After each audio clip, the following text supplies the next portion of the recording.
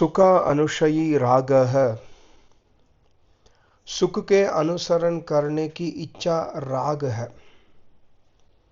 एक बार जो इंद्रिय सुख भोगा तब उस सुख के प्रति आसक्ति लगाव उत्पन्न होता है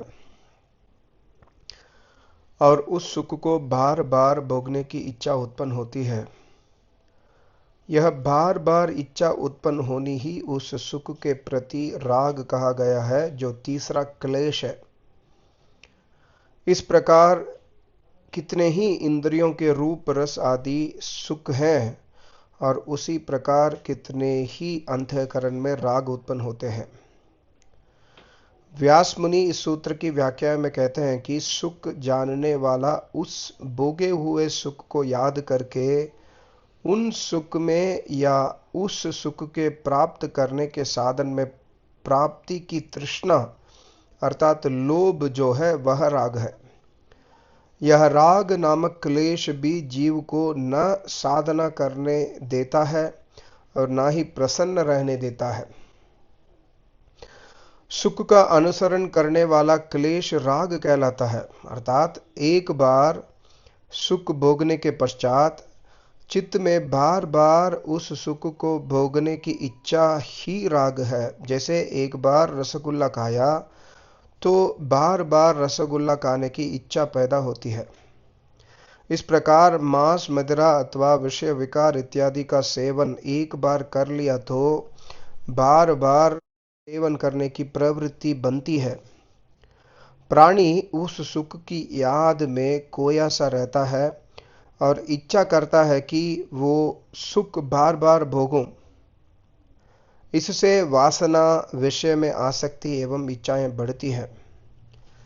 एक इच्छा पूरी होने से अनेक इच्छाएं बढ़ती है। तदा अनुसार क्लेश बढ़ता जाता है। प्राणी अविद्या वश होके भयंकर परिणाम को नहीं समझ पाता और इस प्रकार राग बढ़ता ही जाता है और जीव क्लेश में, दुख में फंसता ही जाता है।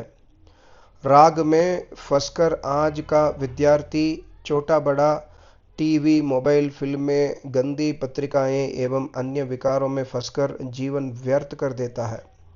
आज का राजनीतिक हवाला कांड एवं देश विदेश के अन्य कई कांड भी राग का ही परिणाम है, क्योंकि राग का यही असर है कि एक बार खून मुंह लग गए तो छूटता नहीं है। किसी को निंदा सुनने का ही चस्का पड़ जाता है, यह भी राग है। राग इत्यादि क्लेशों की अनेक किस्में हैं। ऊपर कही विद्या के द्वारा ही राग आदि क्लेश समाप्त होते हैं। यह विद्या है, वेद सुनना है। यह विद्या है, आचार्य की सेवा, रोज के नाम स्मरण, यज्ञ करना है, रोज के अग्निहोत्र करना है, ईश्वर प्रणिधान नहीं करना है, इत्यादि इत्यादि। आगे मेरे आचार्य जी कहते हैं, दुख अनुशयी द्वेषः।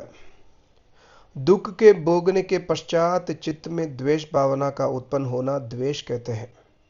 दुख भोगे हुए पुरुष को जब उस दुख की याद आती है तब वह उस दुख में तथा उस दुख प्राप्ति के साधन से विरोध स्वरूप क्रोध करता है, वह द्वेष है।